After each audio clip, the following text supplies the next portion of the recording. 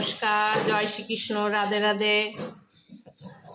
পটল চিংড়ি দিয়ে করব। দেখুন পটলটা ভেজে নিয়েছি, শুধু পটলটা ভেজে নিয়েছি লাল লাল হালকা লাল করে, আর চিংড়ি মাছটাও ভেজে নিয়েছি। তেল হচ্ছে কালের জিরা আর তেজপাতা ফোড়ন দিচ্ছি। আর এটার মধ্যে দেখাইনি, নারকেল আছে, চালমগজ আছে, কাজু বাদাম আছে, আর পেঁয়াজ, টমেটো আর আছে রসুন কটা দেবো, আর আদা জিরা দেওয়া আছে এটার মধ্যে। আদা জিরা দেওয়া আছে এটার মধ্যে, একসঙ্গে মিক্স করে নিয়েছি। এটা হচ্ছে ছেড়ে দেবো মশলাটা।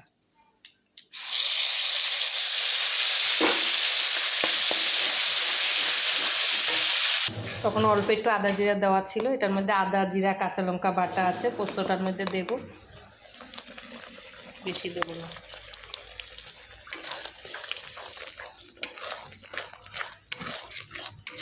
সব রেডি করে নিয়েছি টুকটাক। কেন বলতো, কাটো বাটো দেখালে ভিডিও অনেক লম্বা হয়ে যায়, এতেই ভিডিও অনেক লম্বা হয়ে যাচ্ছে, লোক ধৈর্য ধরে দেখছে না।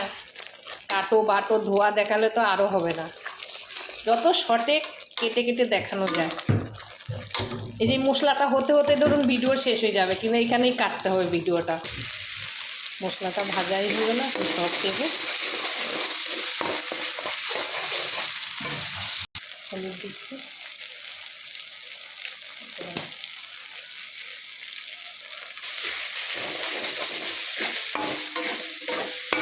দিয়ে গেছি বাসছেন। আমি যেভাবে পটল দোরমা করতেছি, চিংড়ি মাছ দিয়ে পটল দিয়ে দোরমা করছি, নারকেল টারকেল দিয়ে, কাজু বাদাম টাদাম দিয়ে। কিন্তু আপনারা এরকম করে বিয়ে বাড়িতে, অনুষ্ঠান বাড়িতে, ঘরে যে এরকম করে রান্না করে দিতে পারবেন, কিন্তু আমি যেভাবে করছি শুধু একটু তেল ঘি আর কিছু না। এগুলো ঠিক মতন করলে জিনিসের এমনি স্বাদ হয়ে যায়। তেল বেরিয়ে গেছে মানে জিনিস হয়ে গেছে।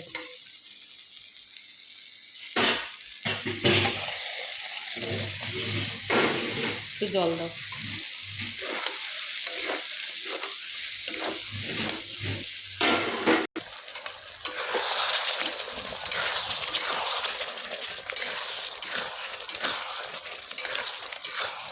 অনেক দিন ধরেই ভাবছি করব আর হয়নি।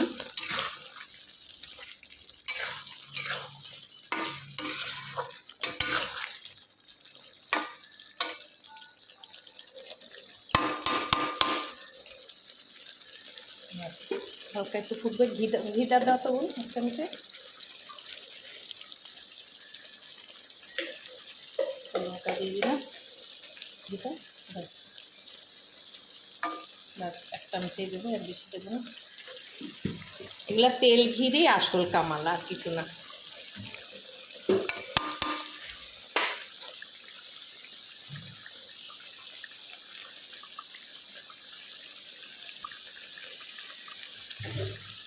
পটল দোরমাটা হয়ে গেছে, নামিয়ে দিচ্ছি। দারুণ হয়েছে।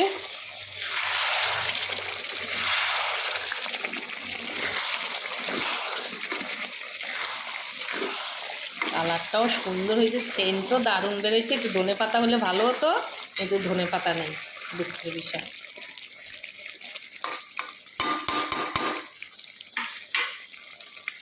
সব পরিবর্তন করলে ভালোই হবে। পটল দিয়ে চিংড়ি মাছ দিয়ে দোরমা করছি, পটল দোরমা চিংড়ি মাছ দিয়ে।